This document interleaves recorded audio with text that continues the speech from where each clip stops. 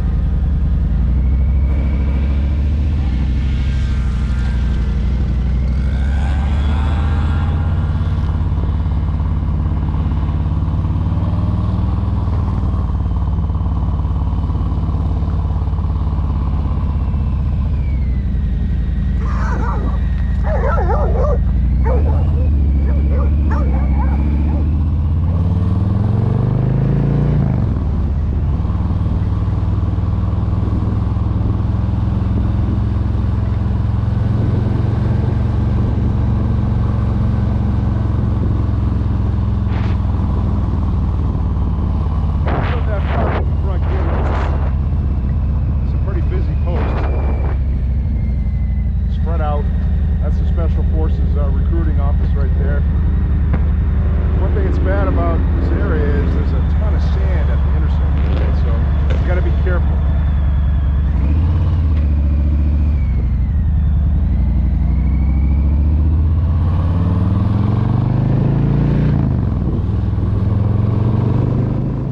So this is Fort Polk, Louisiana, or at least it was at the time that I was here.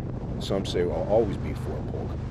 But it was recently renamed to Fort Johnson, and the Army's ever sinking further into woke culture. They're renaming all these old infamous bases or famous bases to different names, supposedly because they don't like the Confederate names. I guess they just don't like history either. But anyways, this is Fort Polk. It contains the something that's called the Joint Readiness Training Command. And every soldier that's deployed into a potential hostile zone has to come through Fort Polk and go through drills here and training in which they actually train against opposing forces. And that's what my son was stationed here doing. He was the opposing forces. It's located outside of a little town called Leesville, Louisiana. And I'm going to take you over to a spot that I really found interesting anytime I came here to visit my son. So goodbye, Fort Polk. We'll probably never be here again. This is my absolute favorite place in Leesville, which is the town that right next to Fort Polk. This is the daiquiri station, gentlemen. And what this place is famous for, it looks like it's an old gas station, is frozen daiquiris that are awesome. And you actually go around there with your car and they have a drive-up window for you to get, I don't know, tons of different kinds of frozen daiquiri concoctions. My favorite was the Long Island iced tea, which is so potent that they charge you an extra $2 for it. So you can have a motorcycle park. Cool truck. But I'll miss coming to this place when I come to see my boy. They don't have these back home where I'm at. I think it's the best thing ever invented. All right, let's hit the road. Well, just in case you're curious, this trip originated in the town of Punta Gorda, Florida in April of 2022, where I picked up my Dixie Orange Crush after it had some modifications done to it by Weston Davern in Venice Beach, Florida. I did an episode on that, and you can actually go to my playlist and see it. Weston did a great job on this bike. And then I set out on this 1,339 miles through Louisiana to see my son over to Wichita Falls, Texas, where I used to live. So what you'll notice along the way is the mistake I made going through the southern states, and what can happen to you if you don't properly cover your face. So please excuse my appearance. It's kind of a nightmare. But then again, many of my friends would say my appearance is always a nightmare. Actually, this trip taught me that I should always, if I'm going to do a long distance across the country or several miles, to wear my full face helmet, even though I don't always like wearing it. So from now on, that's pretty much what I do, so I don't have to worry about covering my face up or slathering on copious amounts of sunscreen, which isn't good for you.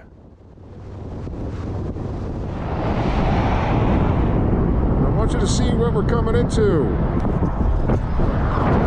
Yeah. Doesn't look too good, does it? This is the biker life. I'm gonna head about 10 miles into Childress. So I can take shelter. I'll take you for a while, but pretty soon this chip's gonna be full.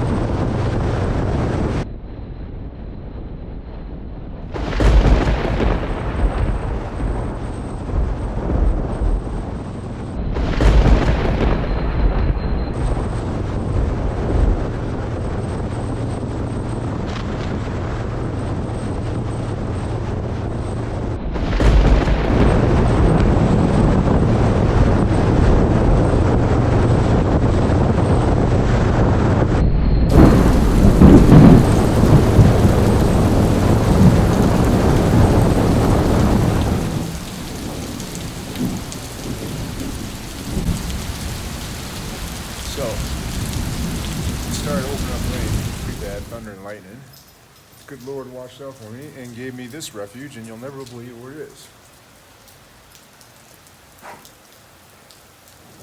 Childress Sheriff's Office. Right up near Sally Port. I don't know if they saw me roll out back here. I imagine they did. They have cameras around here, so. nobody's come out yet, so hopefully I'm good. Thank you, Lord. From Childress, it's only another 830 miles to our final destination in Arizona. Mostly on historic Route 66, where our first stop's in Amarillo at the Big Texan Steak Ranch, where they have a 72-ounce steak challenge, which I did not partake in. Next stop, Gallup, New Mexico, where we'll visit the very historic El Rancho Hotel. All the rooms here are named after the famous movie stars that stayed in them when they were filming movies out at a nearby movie ranch, such as John Wayne and Lucille Ball, among others. You should stop in and take time to tour the hotel. The lobby is very fascinating. And then, such a fine sight to see, Winslow, Arizona, just standing on the corner. Watching that girl in the flatbed Ford drive on by. Okay, guys, I want you to see this. That's southbound traffic. About, I don't know, 60 miles outside of Phoenix. I'm about 40 miles from Bruce's house. I got stuck in it. Evidently there was some kind of crash or fire or whatever, and traffic's been backed up forever.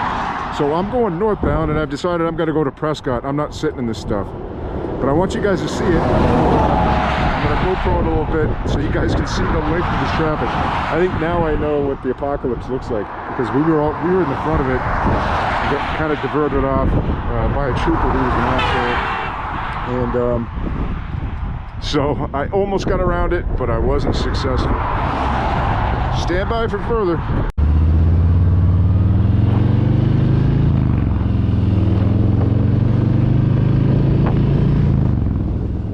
Yeah, so just to reiterate, because you couldn't probably hear me that well, I'm trying to shout out with all the traffic going by on the side of the road, but this highway I later learned was shut down for a wildfire, a relatively minor wildfire, just up ahead of me. When we got stopped, I was headed southbound. And I tried to have a conversation with the Arizona trooper that was there, and he was less than cordial. It's probably the most polite way to say it. He did not represent his agency well at all. I found out that this route right here is shut down quite often for minor things.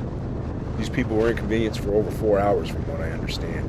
So I had to backtrack and go several miles back north to get around, because one thing with a big state like Arizona, it doesn't have a lot of side roads unless you're on a vehicle that you can cross the desert in. So, but this ended up being absolutely awesome, and you're going to see some of the beautiful scenery with all the miles that I had to go around this shutdown.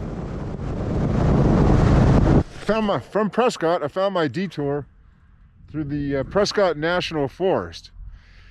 God took me along this way for a very good reason, and so I got some spectacular views here. So I'm going to put it on my helmet for a little bit and pull it to you.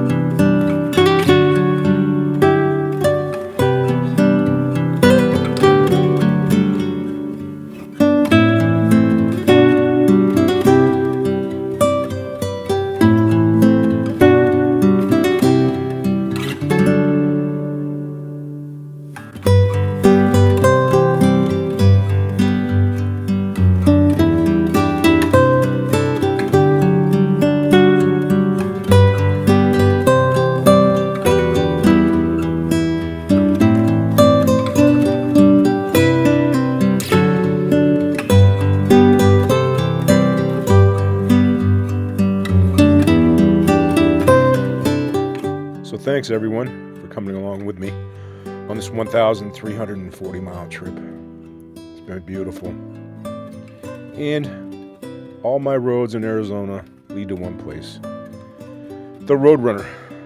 The perfect place at the end of a long, dusty ride. So, let's put the kickstand down and let's go get a cold one. Please remember, like, subscribe, and share.